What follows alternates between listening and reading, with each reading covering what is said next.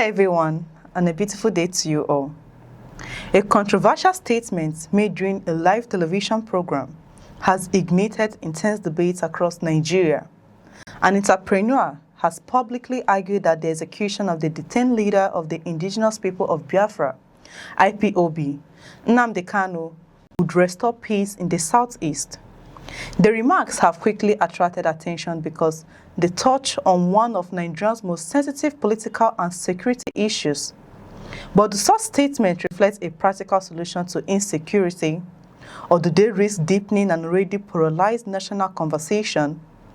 The comments were made by entrepreneur Chigozie Nnabugo during an appearance on News Central TV's Breakfast Extra program. Speaking about the security situation in the southeast, Nnabugo claimed that the insecurity had reduced significantly following the arrest of key separatist figures. He argued that the arrest of Simon Ikpa and the detention and later conviction of Nnamdi Kanu coincided with a decline in violent incidents across the region. That's the last level we want to talk about now. The only way to return full normalcy, I'm saying it on air, if you watch the system the whole thing is going, the time they arrested Nnamdi Kanu, it was like up and down, up and down. Yeah. The time they arrested Simon Ekpa, it cut to 50%. The time that Nnamdi Kanu was convicted, it reduced to 10%. That's what we are battling now.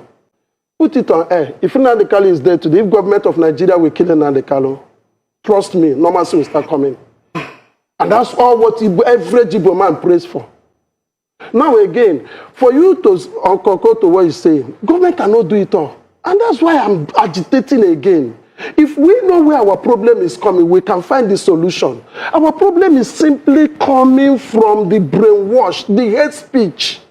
I want all these organizations in Nigeria that have say, the Catholic bishops, the Pentecostal pastors, the educated ones, let us come on air and educate our people the consequences of what we are doing. That is the only way they will shift. Military are not the Holy Spirit that is everywhere. Right. Till today, bombs still kill people in my community.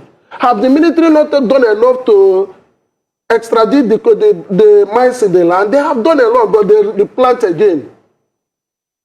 Did you understand? So the only means for us to get this thing done is let every Igbo man know the truth and stand by the truth. Based on that view, he controversially claimed that if Kanu were killed by the government, normalcy would begin to return to the southeast. The statement has generated strong reactions because it advocates the deliberate killing of a prisoner already serving a sentence. Nnabugo maintained that military operations alone would not permanently solve the region's security challenges. According to him, security agencies have made significant efforts, but armed groups continue to regroup and allegedly plant explosives in affected communities. He urged religious leaders, including Catholic bishops and Pentecostal pastors, as well as traditional leaders, intellectuals, and civil society figures, to educate people about the consequences of violence and misinformation. In his view, changing public attitude would be more effective than relying solely on military operations to restore lasting peace. While his comments have generated controversy, they also raise broader questions about how Nigerians should confront insecurity in the southeast. Over the past several years, the region has experienced attacks on security personnel, government facilities, correctional centers, and civilians. Authorities have repeatedly linked many of these incidents to armed criminals groups and individuals they say are associated with separatist activities, while IPOB has consistently denied responsibility for attacks carried out by criminal elements. The continuing violence has affected businesses, schools, transportation, and economic activities, creating fear among many residents. Nnamdi Kanu remains one of the most influential and controversial figures in Nigerian recent political history.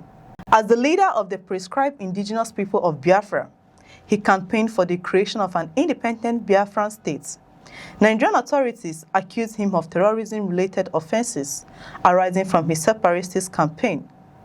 Kanu was extraordinarily redentioned from Kenya to Nigeria in 2021 and remained in the custody of the Department of State Services until 2025. In November 2025, the Nigerian government secured a life sentence against him on terrorism-related charges. He is currently serving that sentence at a Nigerian Correctional Service facility in Sokoto State. The businessman's cause for Kanu's execution is particularly controversial because it goes beyond the existing judicial process. Under the rule of law, criminal penalties are determined by the courts and carried out according to the sentence imposed. Kanu has already been convicted and sentenced to life imprisonment, meaning any suggestion of an extrajudicial execution will fall outside the legal framework. Human rights organizations have consistently argued that even individuals convicted of serious crimes retain legal protections, while supporters of strict law enforcement maintain that justice must always be pursued within constitutional boundaries. Another development adding to the debate involved the reported arrest of Emeritus Professor Martin Agjaye, a respected medical expert who reportedly conducted an independent assessment of Kanu's health. According to legal practitioner Chief Barrister Marcel Obara, Professor Ajayi was arrested at his residence in Independence Layout, Enugu State on July 3, 2026. Obara alleged that the professor's medical findings differed from an official report presented by the Department of State Services. At the time of these claims, authorities had not publicly provided a detailed response regarding the reported arrest or the circumstances surrounding it. The renewed public discussion also reflects the wider divisions that continue to exist over the future of the Southeast. Some believe stronger security measures remain necessary to confront violent groups operating in the region, while others argue that political dialogue, economic development, and greater engagement with local communities offer a more sustainable path towards lasting peace.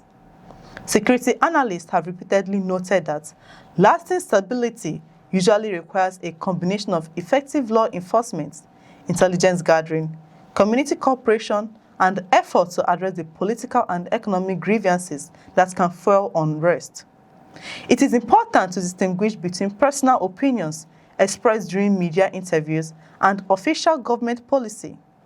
Nnabugo's remarks represent his own views and do not reflect any publicly announced position of the Nigerian government. Likewise, any allegation or confession relating to security matters remains subject to investigation and judicial scrutiny where applicable. In a democratic society, controversial statements often generate debates, but the response to security challenges is ultimately expected to remain grounded in the Constitution, the rule of law, and established legal processes. As the conversation continues, one issue remains clear. The Southeast still faces significant security challenges that require lasting solutions capable of protecting lives, rebuilding public confidence, and restoring economic activities. Whether those solutions come through stronger security operations, increased community engagement, political dialogue, or a combination of all three, will remain a subject of national debate. What is certain is that comments calling for the killing of any prisoner are likely to remain highly controversial, especially in a country where the balance between national security, justice, and human rights continue to shape public discourse. Share your thoughts in the comments below. If you find this report informative, kindly like, share, and subscribe for more news reports. I'm Chidera Isu. Thanks for watching. We'll see you in the next report.